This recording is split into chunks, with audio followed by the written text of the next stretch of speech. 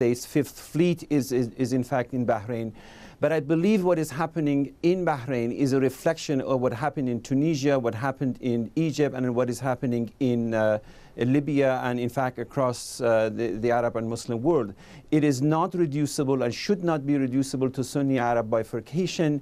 It is a rise of a cosmopolitan political culture which includes Islam but is not reducible to Islam, and particularly in the Persian Gulf, Arabian Sea and Indian Ocean context, it is related to 4 different cultures of the region, from Africa, from the Arab world, from India, from Iran.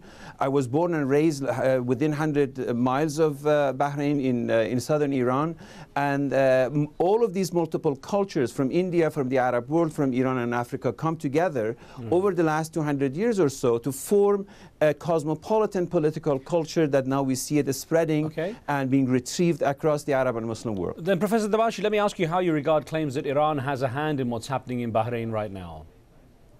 Iran has had a hand in any trouble that comes its way and can use and abuse it in order to stay in power, not only in Bahrain, also in southern Iraq, also in Lebanon, also in Palestine.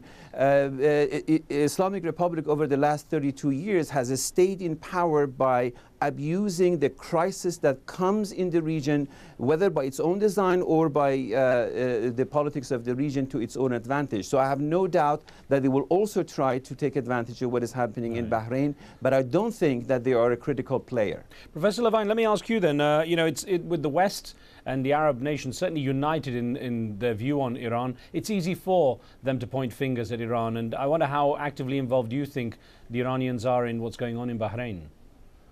Well, actually, I think, in fact, you know, the Iranians and the Saudis probably have more in common right now than they do have apart, because both of them do not want a democracy to take hold that close to either of their borders. I mean, the Iranian regime is in the middle of fighting its own pro-democracy movement. The Saudis certainly are one of the most repressive countries on earth.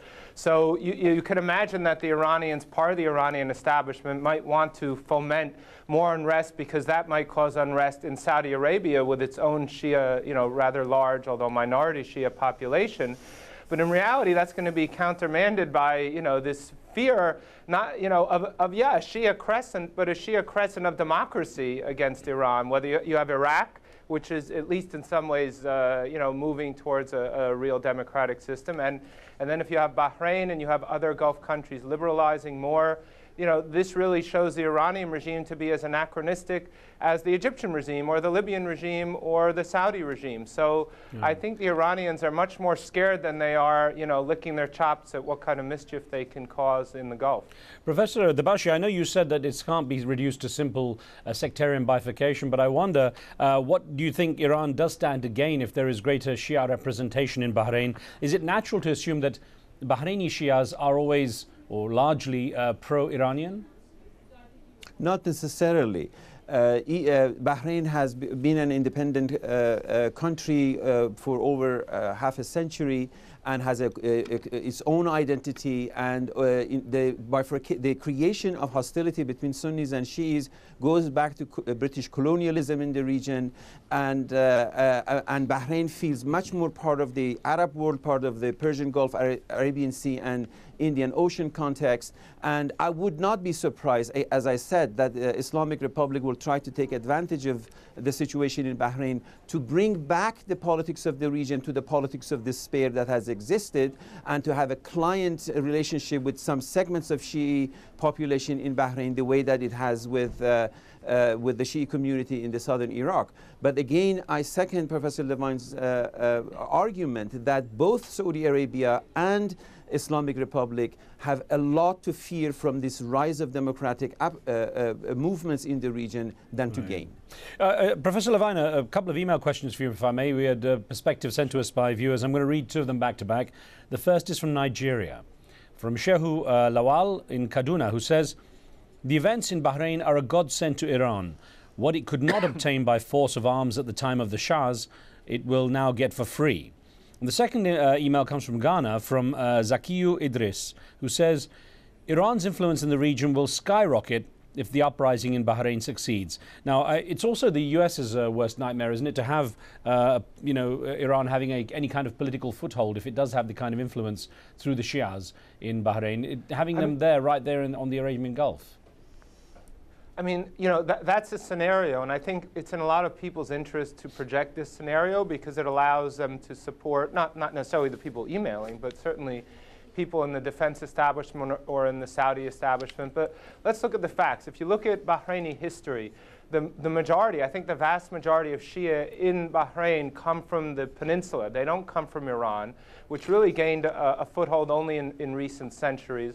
There was some relations after the revolution where there were Bahrainis who were trying to foment a revolution or were tied to Iran. But again, what are these democracy protests about? They are about democracy. They are about the rule of law. They are about ending oppression. They're not about forming a theocratic Shia state. I haven't seen any evidence on the streets of this in anything but the most minor degree, if at all.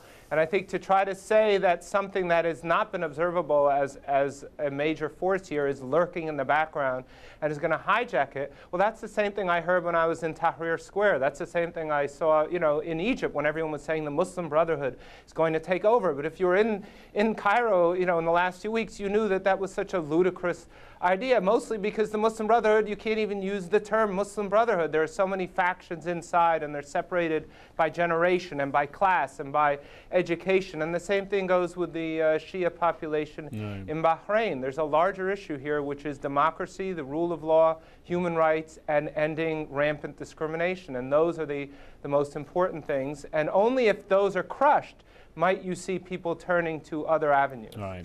Actually, Professor Dabashi, both yourself, and it's good to have the perspective of both yourself and Professor Levine, because it is different from what's being written by a lot of people about the whole Shia-Sunni axis in Bahrain. But I wonder, just to address one issue, there are those who write that if there is an issue of Shia representation growing in Bahrain, that the minority Shia in Saudi Arabia next door would also look for greater representation. What impact do you think this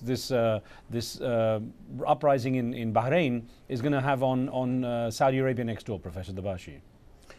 Again, my position is that if the Shi'i community in Bahrain will have a greater democratic representation in the government, that could have also a catalytic effect in Saudi Arabia, for Shi'is in Saudi Arabia to have a greater role, democratic role of representation in the context of an emerging, hopefully, democratic context in Saudi Arabia. But again, I will not reduce them to their Shi'i identity. I even disagree with this notion of Shi'i crescent. I don't believe what we have in Iraq is a democracy. What we have in Iraq is a military occupation, and Shi'is are taking advantage of that in order to reassert themselves. And as a result, we have to come to grips with the fact that these nations, as small as Bahrain, as large as Egypt, they are regaining their even beyond nationalistic political culture, beyond pan-Arab political culture. And the fact is that they have been the cross currents of multiple political cultural traits, and they're regaining it. I'm very wary of this reductionism of only to Shi'is and Sunnism, because I think this is not what we